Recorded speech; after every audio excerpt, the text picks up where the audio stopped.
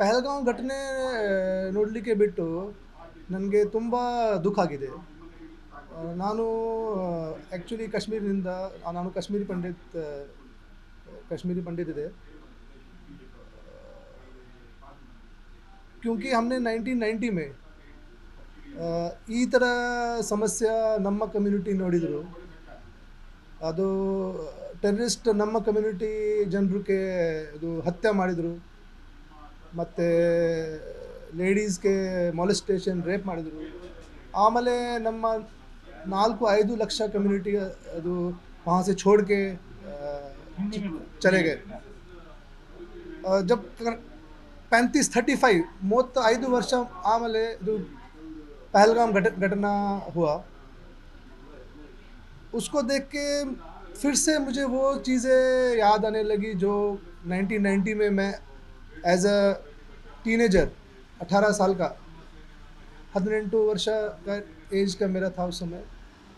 वो देख के मुझे वो सब चीज़ें वापस याद आई और बहुत दुख हुआ जिस तरीके से उन्होंने चुन चुन के लोगों को मारा और कहा कि प्रधानमंत्री को, लेडीज़ को बोला प्रधानमंत्री को बोलो. और उसके बाद जो सेंट्रल गवर्नमेंट ने और बाकी सारी देश ने जो उसका जवाब ऑपरेशन सिंदूर के द्वारा दिया, आई थिंक वो अगर 1990s में दिया गया होता तो आज पहलगाम घटना घटित नहीं होती और शायद हम भी घर में होते.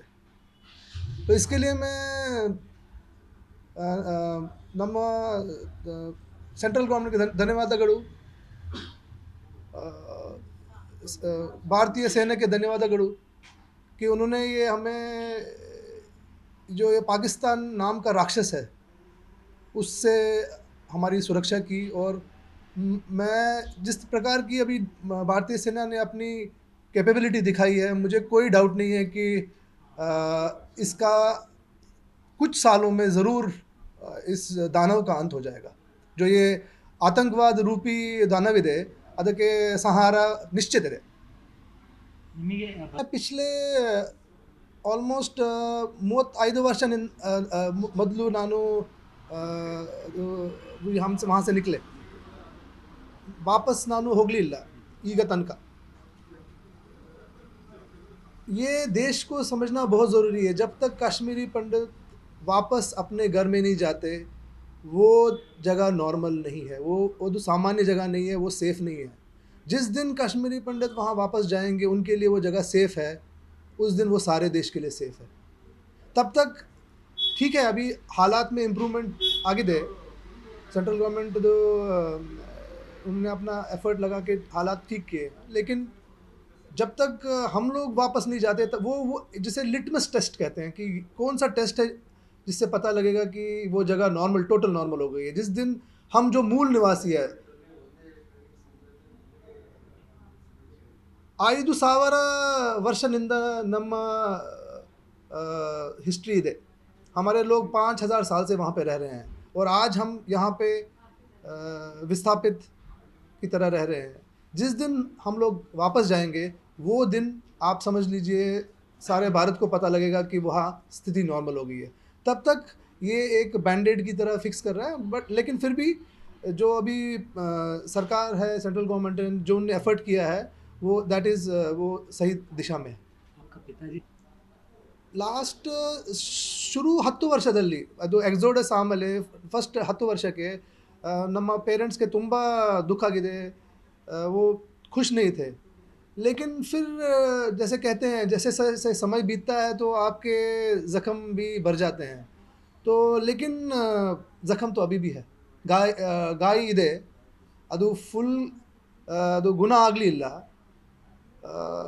ಫೈನಲ್ ಸೊಲ್ಯೂಷನ್ ಅದು ನನಗೆ ವಾಪಸ್ ಹೋಗಲಿಕ್ಕೆ ಬೇಕು.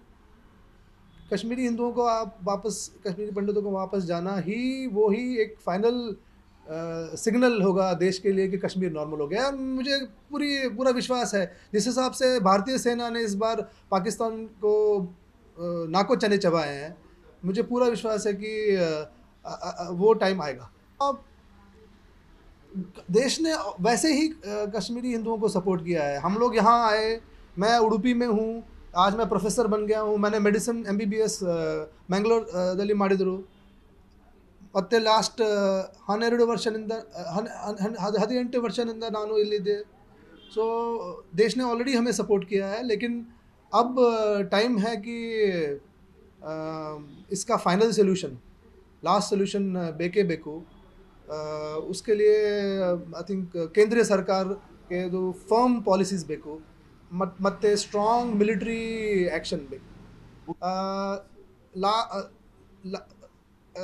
अराउंड 3 ವರ್ಷ ಮೊದಲು ನಾನು ಒಂದು पुस्तक मैंने एक पुस्तक लिखी जिसमें मैंने कश्मीर में 1989-90 में हमारे साथ क्या नरसंहार, जो कश्मीरी पंडितों का नरसंहार हुआ, उसके बारे में लिखा. और मैंने वो जो विक्टिम थे, जो उस समय प्रभावित थे उससे, कश्मीरी पंडित, उनका इंटरव्यू करके करीब 40-50 फैमिलीज़ की रियल लाइफ स्टोरीज़ उसमें लिखी. और सोसाइटी लेवल पे उनके साथ क्या क्या हो रहा था वो सब लिखा, और कैसे उनके साथ भेदभाव होता था, कैसे उनको मारा गया, कैसे औरतों को का बलात्कार किया गया, कैसे कैसे एक लेडी को काट के उसके पीस कर दिए गए. वो सब आज मूवीज़ के द्वारा सबको पता है.